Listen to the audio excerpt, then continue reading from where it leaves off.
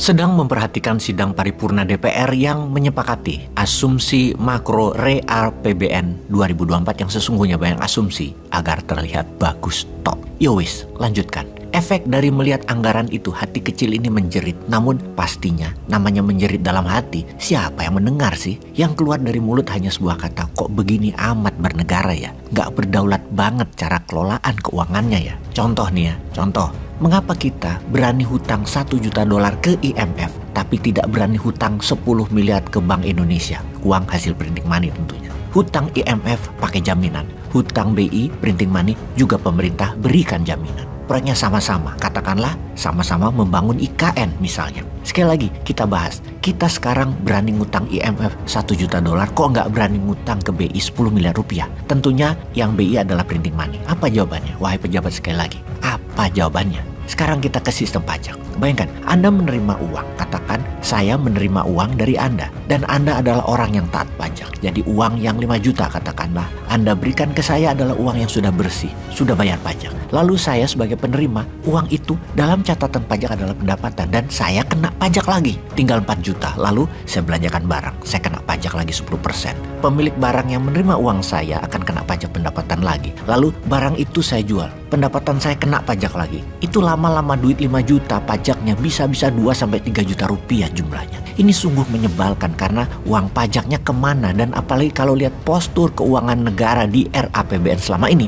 palingan buat masyarakat terasa langsung nggak lebih dari 20%-nya. Sisanya untuk gaji pegawai, belanja rutin negara, proyek-proyek, cicilan, hutang negara. Kalau ditanya, mana yang buat pertahanan bela negara dengan memiliki satelit atau ribuan drone perang dan alat surveillance atau pengawas yang buat Indonesia untuk menjadi negara superpower dan global player?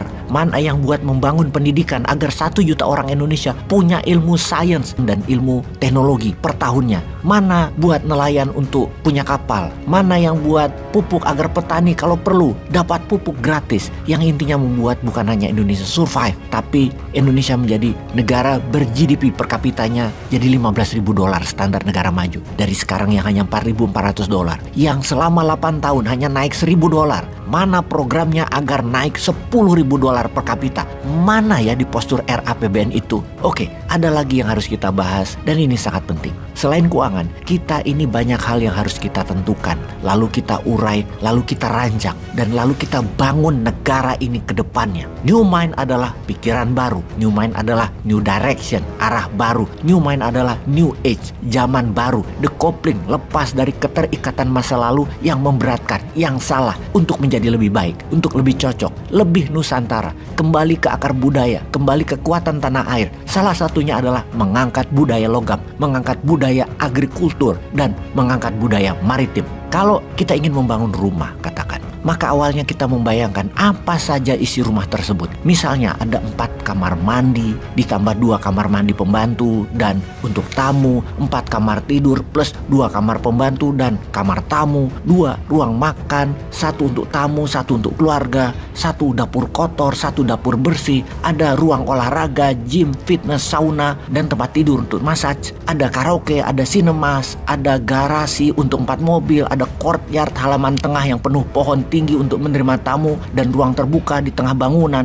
ada backyard halaman belakang penuh taman bunga untuk private, ada rooftop untuk melihat pemandangan kota dan langit. Setiap kamar tidur ada standing closet, ada bathtub, ada ruang perpustakaan, ada ruang belajar, ada ruang kerja, ada ruang untuk berkarya, melukis, mengukir, ada ruang hobi, ruang musik, ada ruang games, biliar, pinball, jukebox, ada ruang bawah tanah untuk menyimpan barang, ada ruang pamer karya seni, koleksi lukisan, patung, ada command center yang terkoneksi dengan seluruh jaringan bisnis Anda untuk melihat dashboard, sales hari ini berapa, produksi hari ini berapa, profit hari ini berapa, investasi Anda hari ini kemana, dan banyak lagi detail yang Anda inginkan untuk rumah Anda. Setelah itu, arsitek Anda panggil untuk mendesain dan membuat rincian struktur serta detail procurement barang yang Anda butuhkan, mutu yang Anda harapkan, selain fungsi dan fashion bangunan yang Anda impikan. Lalu kontraktor Anda tunjuk untuk membangun, dan terakhir, Anda menyiapkan butler yang mengurus rumah Anda, dan harus dipastikan ada pelumas dana untuk memelihara semua itu. Kita ke Wakanda. Desain negara ini mau kemana? Rinciannya mau ada apa aja? Siapa yang mengarsitekkinya? Siapa yang membangunnya? Dan dari mana uang untuk membangun dan memeliharanya? Bagaimana sistem keamanannya kalau ada yang sirik, gak suka sama kita? Apa kekuatan mereka? Apa geng anak nakal di sekitar wilayah kita? Siapa premannya? Siapa tukang palaknya? Bagaimana solusinya mengamankan agar harta kita gak dicolong? Bagaimana memastikan orang dalam rumah Indonesia tidak nakal? Dan apa hukumannya kalau mereka mencuri barang kita di dalam? Kembali ke membangun rumah.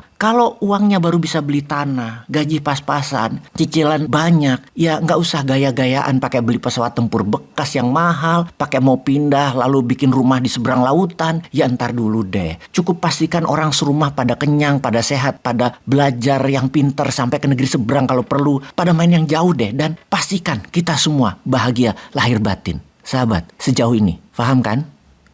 Peace.